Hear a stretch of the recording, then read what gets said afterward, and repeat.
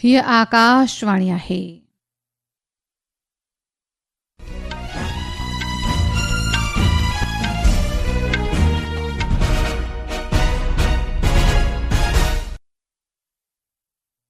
हाणे हिन अॻनाणीअ खां देश विदेश जूं ख़बरूं ॿुधंदा.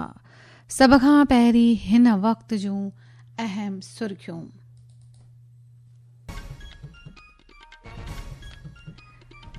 सभ खां पहिरीं ख़ासि ख़बरूं हिकु दफ़ो. प्रधानमंत्री नरेंद्र मोदी अॼु लंडन में ब्रिटेन जे प्रधानमंत्रीअ सां गॾु मुज़ाकरात करण वारो आहे. ॿई मुल्क मुक्त वापार समझौते ते पिणु ॻाल्हि ॿोल कंदा. मरकज़ी घरू ऐं कॉर्पोरेशन मंत्री श्री अमित शाह अॼु नई दिल्लीअ में राष्ट्रीय सहकारिता रिथा 2025 जो आगाज़ कंदो.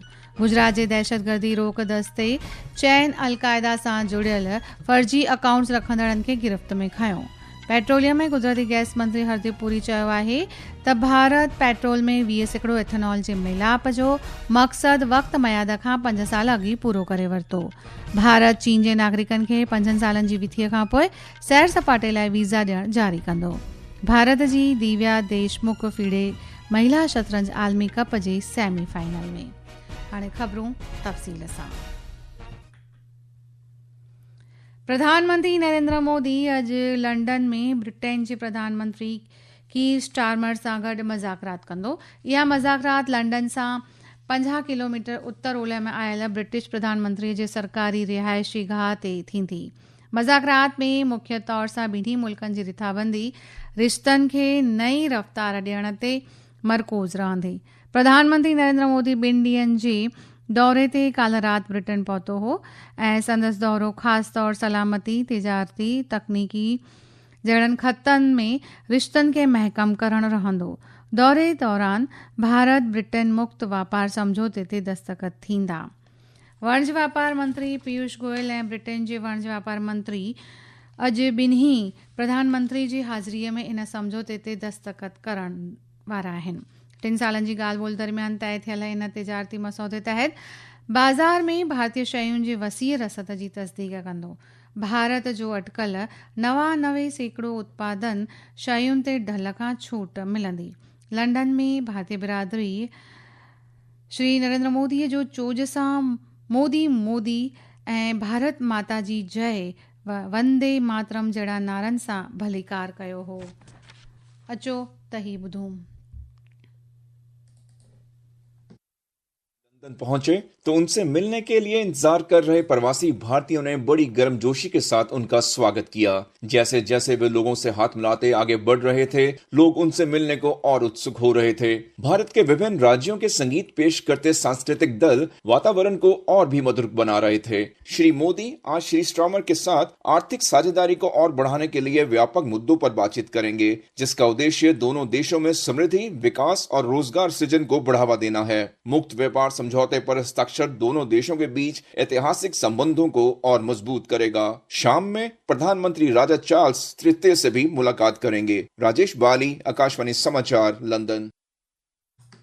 मरकज़ी घरू मंत्री ऐं सहकारिता मंत्री श्री अमित शाह अॼु नई दिल्लीअ में अटल अक्षय ऊर्जा भवन वटि साल 2025 जी राष्ट्रीय कोऑपरेटिव पॉलिसीअ जी पधिराई कंदो. इन पॉलिसीअ में तमामु वॾा सुधारा वाधारा थियनि अहिड़ी उमेद आहे, जंहिंसां साल 2025 खां 2047 ताईं भारत जो सहकारिता आंदोलन जी रूपरेखा ठहंदी. सहकारिता महकमे मुताबिक़ नई नीतिअ जो मक़सदु सहकारी खिते जो जदीदीकरण ऐं इन मयाद में सहकार सां समृद्धि मक़सद खे ठहकंदड़ बणाइणु आहे. इहा नीति ज़मीनी सतह ते विकास खे हथी ॾींदी. अचो त ॿुधूं असांजे नुमाइंदे खां हे ब्यूरो. सहकारिता मंत्रालय के अनुसार नई नीति का उद्देश्य सहकारी क्षेत्र का आधुनिकीकरण और इसे सहकार से समृद्धि लक्ष्य के अनुरूप बनाना है. ये नीति जमीनी स्तर पर विकास को बढ़ावा देने की कार्य योजना का आधार बनेगी और 2047 तक विकसित भारत का लक्ष्य प्राप्त करने में सहकारी संस्थाओं की भूमिका बढ़ाएगी. देश में पहली राष्ट्रीय सहकारिता नीति 2002 में लागू की गई थी. इसका उद्देश्य मुख्य रूप से सहकारी संस्थाओं की आर्थिक गतिविधियों का प्रबंधन था. नई नीति सहकारी संस्थाओं को अधिक समावेशी, पेशेवर रूप से व्यवस्थित और भविष्य के लिए तैयार रखने के उद्देश्य से बनाई गई है। पूर्व केंद्रीय मंत्री सुरेश प्रभु की अध्यक्षता में 48 सदस्यों की समिति ने ये नीति तैयार की है। आशा है कि इससे सहकारी प्रणाली में संरचनात्मक बदलाव आएगा तथा नवाचार, पारदर्शिता और संवहनीयता बढ़ेगी। समाचार कक्ष से वीरेंद्र कौशिक।